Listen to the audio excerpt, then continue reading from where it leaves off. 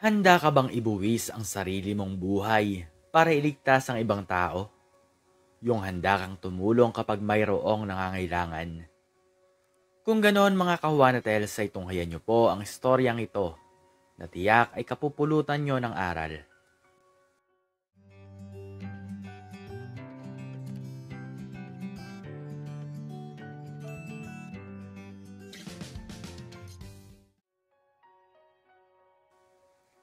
Niyakap ko ang aking sarili. Ang lumang kumot na amoy lupa at amoy ilog ay halos hindi na kayang suwayin ang lamig na humahaplo sa aking balat. Nanginginig ang aking mga labi, hindi lang sa ginaw kundi pati na rin sa takot. Isang linggo nang walang tigil na pag-ulan. Ang ilog na dating tahimik na dumadaloy sa ilalim ng aking tulay ay ngayon nagngangalit na halimaw. Umaagos ng mabilis, kinakain ang mga pampang, nilalamon ang mga barong-barong, at ngayon umaabot na sa matatag na gusali. Ang aking ilalim ng tulay, na kanlungan ko sa araw-araw ng pakikibaka, ay unti-unting nilalamon ng baha. Biglang may umalingaw-ngaw. Tulong! Tulungan niyo kami! Napapitlag ako. Ang sigaw ay nagmula sa lumang apartment building na malapit sa ilog. Ang gusali na kanina lang nakatayo ng matatag ay ngayon tila lumulubog na barko. Ang tubig ay umaabot sa unang palapag at patuloy pa rin sa pagtaas. Sinilip ko ang loob. Sa madilim na bintana ay nakita ko sila. 10 matatandang tao. Ang ilan ay nakaupo na sa silya. Ang ilan ay nakatayo. Ang tubig ay umaabot na sa kanilang baywang. Ang kanilang mga muka ay balot na ng takot. Ang kanilang mga mata ay nagmamakaawa. Wala akong nakitang pulis. Walang rescue team. Walang ibang residente. Ang baha ay tila nilamon din ng pag-asa. Bumigat ang aking dibdib. Nais kong tumakbo, lumayo, at magtago. Bakit ako? Isa lang akong bata. Bulong ko sa sarili ko. Ang boses ko ay halos hindi marinig sa ugong ng ulan at baha. Ano ang magagawa ko? Baka malunod lang ako. Ang takot sa baha, ang lamig na kumakagat sa aking buto, ang pakiramdam ng pagiging walang silbi. Lahat ay nagtulak sa akin na manatili sa ilalim ng tulay. Naalala ko ang mga kwento ng mga batang nalulunod sa baha. Ang kanilang mga katawan na lumulutang sa madilim na tubig. Sino ang maghahanap sa akin kung sakaling mawala ako? Wala. Wala akong pamilya. Wala akong bahay. Wala akong pangalan sa mundo. Ngunit ang mga sigaw ay mas malakas kaysa sa aking takot. Tulong! Maawa na kayo! May isang matandang babae na nakakapit sa bintana. Ang kanyang mga mata ay nanlalaki sa desperasyon. Nakita ko ang kislap ng pag-asa sa kanyang mga mata. Isang munting ilaw na tila naghihintay ng kahit na anong tulong.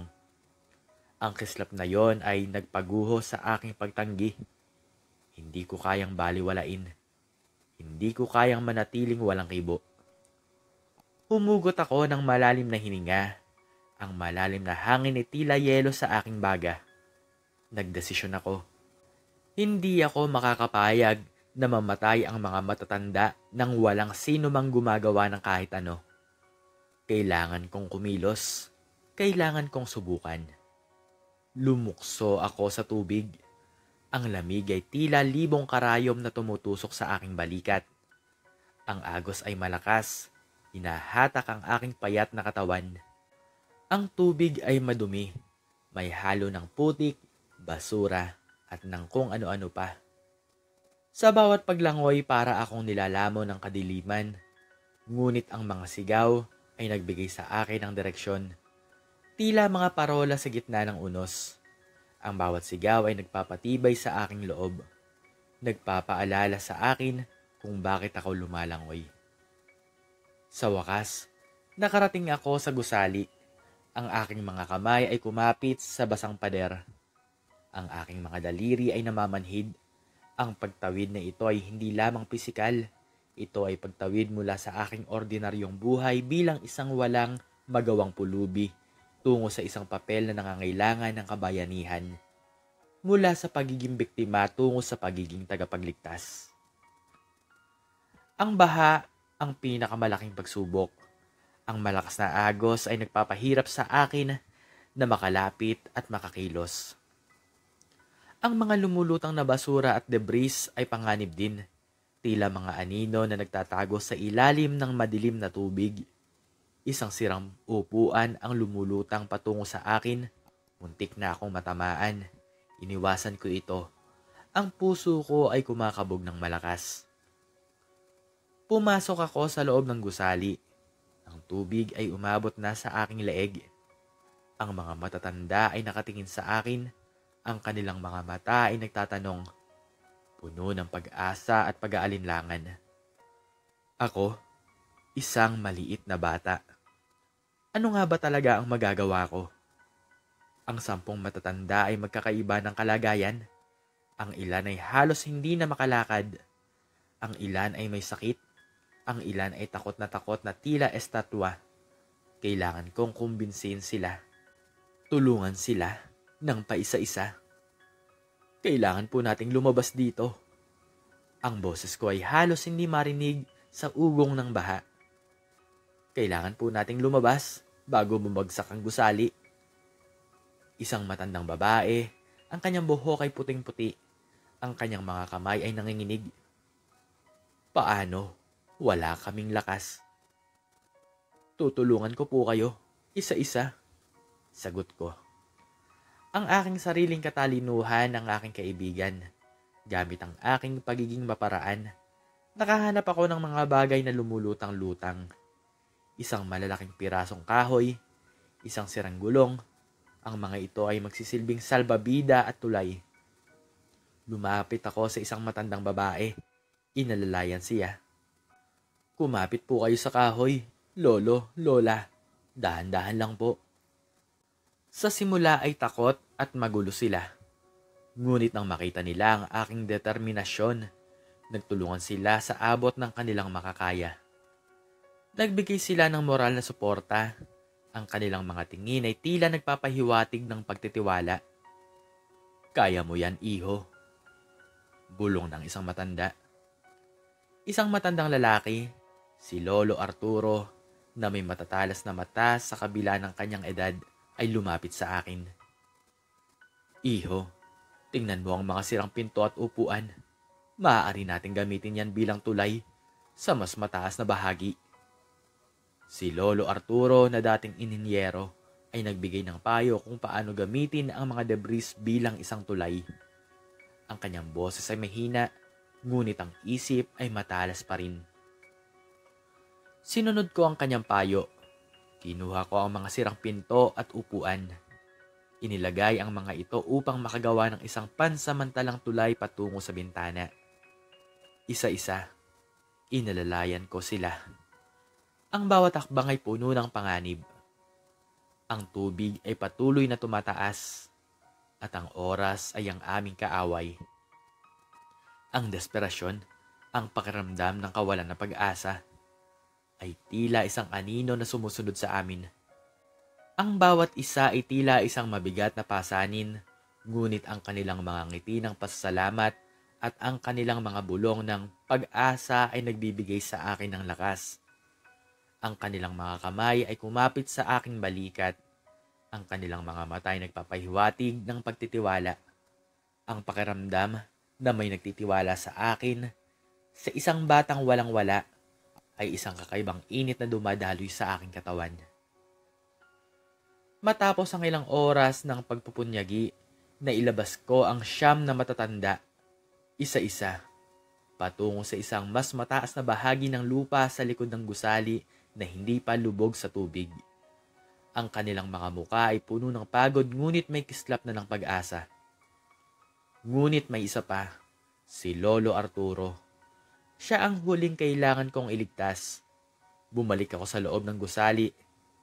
Ang inmost cave ay ang pinakamalalim at pinakamapanganib na bahagi ng gusali kung saan nakulong si Lolo Arturo. Ang tubig ay umabot na sa leeg niya. Ang kanyang mga mata ay nanlalaki na sa takot. Ang gusali ay nagsisimula ng magpakita ng mga senyales ng pagguho. Naririnig ko ang mga tunog ng pag-ingit. Ang mga pader ay tila humihinga. Nagmadali ako pabalik sa gusali. Ang mga pader ay pumutok at ang mga tunog ng pagguho ay naririnig na. At sa huling sandali, inabot ko si Lolo Arturo. Ang kanyang mga kamay ay nanginginig. Ang kanyang balat ay malamig. "Iho, hindi ko na kaya," bulong niya. Sa pagsubok na ito, muntik na akong malunod. Ang isang malaking bahagi ng kisame ay bumagsak sa tabi ko. Muntik na akong matabunan. Ang lamig ay kumagat sa aking buto at ang aking mga kalamnan ay nangihina. Sa puntong ito, nakaramdam ako ng matinding pagod at takot. Ang aking lakas ay ubos na. Ngunit ang pagtingin ni Lolo Arturo na may halong pasasalamat at takot ay nagbigay sa akin ng huling bugso ng adrenaline. Sa huling lakas, iniahon ko si Lolo Arturo. Nang makalabas kami, ang aking mga binti ay nanginginig, halos hindi na makatayo. Inilagay ko si Lolo Arturo sa tabi ng iba. Ang kanilang mga muka ay puno ng pasasalamat at paghanga. Ang kanilang mga mata ay tila nagliliwanag. Ang kanilang mga ngiti ay tila mas maliwanag kaysa sa araw. Ang aking gantimpala sa puntong ito ay hindi material. Ito ay ang pakiramdam ng pagiging kapaki-pakinabang. Ang init ng pasasalamat sa mga mata ng mga matatanda at ang pagtukla sa aking sariling kakayahan na lumampas sa aking limitasyon. Ito ang espada. Ang kaalaman na kaya kong gumawa ng kabutihan at maging bayani. Sa kabila ng aking kalagayan na pagiging isang batang pulubi. Ang pagkilala mula sa mga matatanda ang aking pinakamahalagang gantimpala.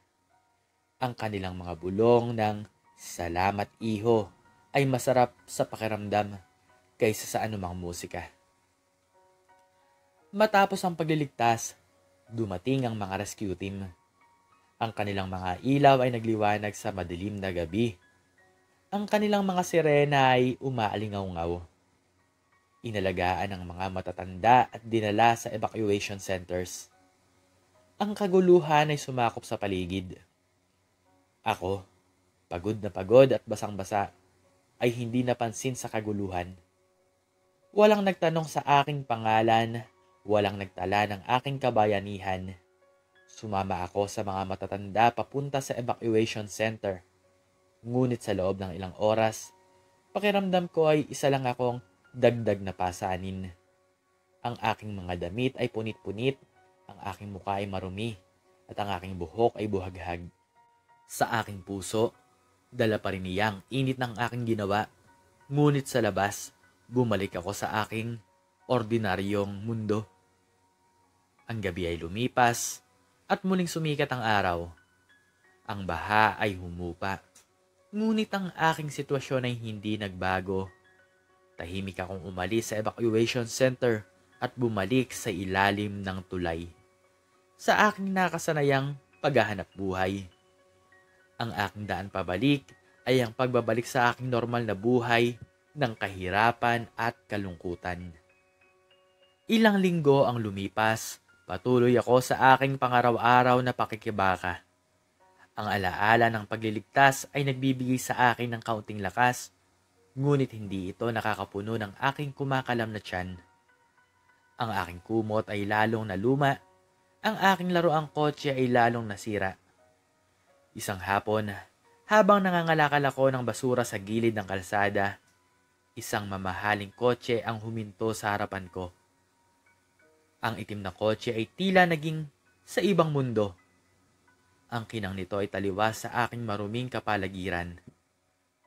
Mula rito ay bumaba ang isang matikas na lalaki, kasama ang isang matandang babae na may matatalas na mata. Ngunit ang aking paningin ay nakatuon sa matandang lalaki na kasama nila. Siya, si Lolo Arturo. Nakasuot na siya ng malinis na damit Ang kanyang buhok ay maayos at ang kanyang mga mata ay nagliliwanag. Hindi nakalimutan ni Lolo Arturo ang batang nagligtas sa kanya. Sa kabila ng kaguluhan, nakita niya ang aking kabayanihan. Nag-ipon siya ng lakas at nagpadala ng kanyang apo para hanapin ako. Ang paghahanap na ito ay ang aking pag-asa. Hindi lamang ang aking pisikal na buhay ang niligtas, kundi ang aking pag-asa at ang aking pagkatao. Ang pagdating ni Lolo Arturo ay nagpapatunay ng aking kabayanihan ay hindi nawala sa hangin. Ito ang muling pagsilang ng aking pag-asa na mayroong magandang kapalit ang iyong ginagawang kabutihan. Hinarap ako ni Lolo Arturo. Ang kanyang mga mata ay puno ng pasasalamat. Hindi kita makakalimutan, anak. Ikaw ang nagligtas sa akin at sa aking mga kaibigan. Ang kanyang boses ay puno ng emosyon. Ang kanyang mga mata ay tila nagliliwanag. Inilahad ni Lolo Arturo ang kanyang sarili. Isa siyang bilyonaryo na nagtatago lamang sa isang simpleng buhay. Bilang pasalamat, inalok niya ako ng isang bagong buhay. Hindi lamang gantimpala sa pera, kundi isang pamilya at kinabukasan. Elias, sabi niya, ang kanyang boses ay malumanay. Gusto kong maging apo ka namin. Gusto namin bigyan ka ng lahat ng hindi mo naranasan. Ang aking puso ay kumabog ng malakas. Hindi ko alam kung ano ang sasabihin. Isang pamilya? Isang kinabukasan? Ang mga salitang ito ay tila mga panaginip na hindi ko kailanman inakala na magiging totoo. Si Lolo Arturo ay naging aking tagapag-alaga. Binigyan niya ako ng sariling silid, malinis na damit, sapat na pagkain, at pagkakataong mag-aral. Ngunit higit sa lahat, binigyan niya ako ng pagmamahal at pag-aaruga na hindi ko naranasan kailanman. Sa kanyang buhay, naramdaman ko ang init ng isang pamilya, ang seguridad ng isang tahanan. Ang buhay ay hindi lamang ang aking bagong buhay at kayamanan, kundi ang pagpapanumbalik ng aking pananampalataya sa kabutihan ng tao, ang paghahanap ng pamilya, at ang pagtukla sa aking sariling halaga. Ako, ang dating pulubi, ay nagbalik sa mundo. Hindi na bilang isang biktima, kundi bilang isang bayani na may hawak ng puso ng pag-asa at pagmamahal. Handang ibahagi ang aking aral na ang kabutihan ay laging may gantimpala, kahit na ang pinakamadilim na panahon. Ang aking kwento ay nagsisilbing inspirasyon, isang patunay na ang kabayanihan ay hindi nakikita sa katayuan, sa buhay, kundi sa puso. Ang bawat araw ay isang bagong simula. Nag-aral ako ng mabuti, sinikap kong suklian ang kabutihan ni Lolo Arturo. Ang aking mga kamay na dati sanay na sa pangangalakal ng basura, na ngayon ay sanay na humawak ng aklat at panulat. Aking mga mata na dati puno ng lungkot ay ngayon puno ng pag-asa at pangarap. Isang araw, habang naglalakad ako sa hardin ni Lolo Arturo, nakita ko ang aking sarili sa salamin. Hindi na ako payat at maruming batang nakatira sa ilalim ng tulay. Ang aking balat ay hindi na maitim sa araw. Ang aking mukha ay malinis. Ang aking mga mata ay nagliliwanag. Ngunit sa loob, alam kong dala ko pa rin ang mga aral ng kahirapan at ang lakas ng loob na hinubog ng baha. Naging isang matagumpay na estudyante ako at kalaunan isang matagumpay na tao. Ngunit hindi ko kailanman nakalimutan ang aking pinanggalingan. Ginagamit ko ang aking mga pinag-aralan at ang aking yaman upang tumulong sa iba, lalo na sa mga batang walang tirahan at sa mga matatandang walang kalinga. Ang bawat pagtulong ay tila isang pagbabalik sa ilalim ng tulay, isang paalala sa aking sarili na ang kabutihan ay isang lakas na kayang baguhin ang mundo. Ang aking kwento ay patunay na ang pinakamalaking yaman ay hindi ang pera, kundi ang puso na handang tumulong, ang lakas ng loob na harapin ang takot, at ang pananampalataya na ang kabutihan ay laging mananaig. Ang aking buhay ay naging isang bukas na aklat, isang patotoo sa kapangyarihan ng pag-asa at pagmamahal. Ang bawat pagtatapos ng kabanata ay isang bagong simula, isang bagong pagkakataon upang ipagpatuloy ang paglalakbay, upang ibahagi ang aral na natagpuan ko sa gitna ng unos. Ang aking kabayanihan ay hindi nagtapos sa pagliligtas sa mga matatanda. Ito ay nagsimula doon at patuloy na lumalago sa bawat taong aking natutulungan. Ang aking mga karanasan ay nagturo sa akin ng halaga ng bawat buhay, ng kahalagahan, ng pagtutulungan, at ng kapangyarihan ng kabutihan. Ang bawat ngiti ng pasasalamat, ang bawat kislap ng pag-asa sa mga mata ng mga taong aking natutulungan ay nagpapatunay ng aking paglalakbay ay may saysay. Hindi na ako ang batang takot sa baha. Ako na si Elias, ang bayani na natuto na ang tunay na lakas ay nasa pagbibigay at ang tunay na yaman ay nasa pagmamahal. Ang aking bagong pamilya, si Lolo Arturo at ang kanyang apo, ay naging aking pundasyon. Sa kanila ako nakaramdam ng tunay na init ng pagmamahal. Ang seguridad na dati pinagkait sa akin, ang bawat haplos ng kamay ni Lola Rosa, ang bawat payo ni Lolo Arturo ay nagpuno sa mga butas ng aking puso. Hindi na ako nag-iisa. Mayroon na akong kasama sa bawat hakbang ng aking paglalakbay. Sa paglipas ng mga taon, naging inspirasyon ako ng marami. Nagtatag ako ng mga programa para sa mga batang lansangan. Nagbigay ng tirahan at edukasyon sa mga katulad ko noon. At bawat kwento ng tagumpay ng mga batang aking natulungan ay nagpapaalala sa akin ng aking sariling paglalakbay. Isang araw, habang nagbibigay ako ng talumpati sa isang charity event, nakita ko ang isang batang lalaki sa madla, payat, maitim ang balat, at may kislap sa mata. Nakita ko ang aking sarili sa kanya, lumapit ako sa kanya pagkatapos ng talumpati. "Anong pangalan mo, iho?" Tanong ko. "Juan po," sagot niya.